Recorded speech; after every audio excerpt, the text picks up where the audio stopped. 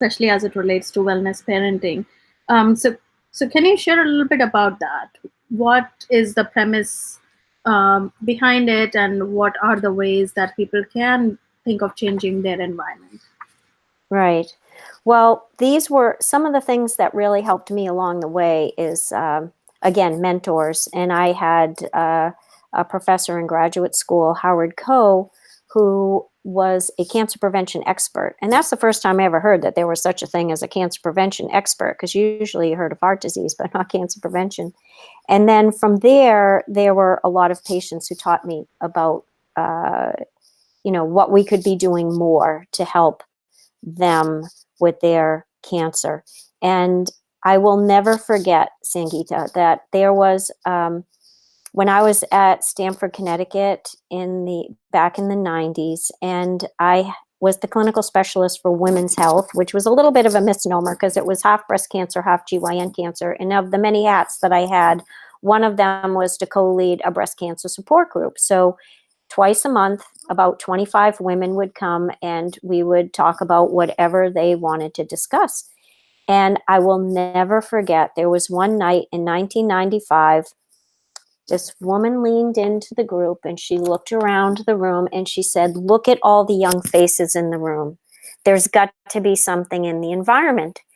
And at the time, all I could do was reflect back to her. And I said, "Yeah, there do seem to be a lot of young faces in the room."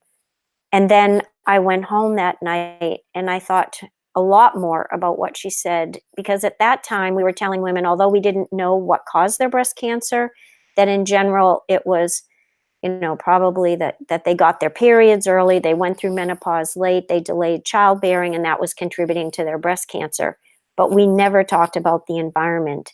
And I started to think about what she said, and I thought, I think she's on to something.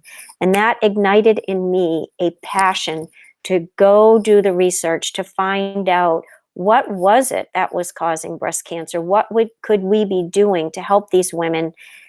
Because when you're just reading in a book about breast cancer, it's one thing, but when you're coming face to face with people and you're trying to help them, it's a whole different feeling. You really want to help them, and because you can see the impact it has on them and the challenge and that it has in their life.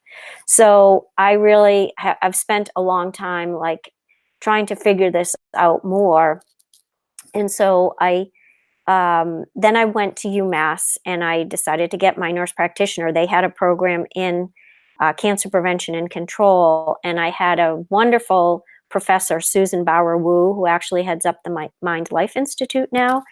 And she was teaching a course on developing programs. And, we had one of our assignments was we had to develop a new program in cancer prevention. And so I came up with this, and this was the baby of wellness parenting. So it all started under my graduate